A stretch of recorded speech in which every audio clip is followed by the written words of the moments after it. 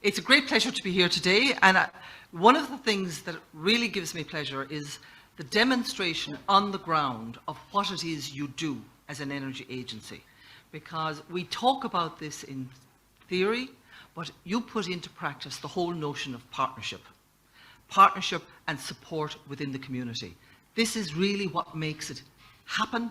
This is what delivers results, and this is ultimately what's going to be needed as we move forward. We, as rightly pointed out, in the midst of a crisis. In a way, it's a concentric crisis. We have an energy crisis in terms of pricing. We have a price crisis at the moment. I could make a lot of comments on that and some views as to how we should be able to deal with it. But we also have potentially a shortage of supply or a security of supply crisis. First one is real and present. Security of supply potentially imminent. But we have an inevitable crisis, which is the climate crisis. They're all there, they're all around us, and the amazing thing is we have a solution that will deal with all three right now. And that solution is to reduce and potentially even eliminate our dependence on imported fossil fuels.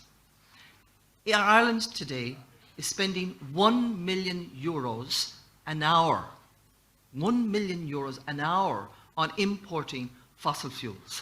Just think what we could do with that if we were using our own energy. Even if it cost us that much, at least it would be in our community, in our society, in our economy. So that's really the challenge that we are looking at right now.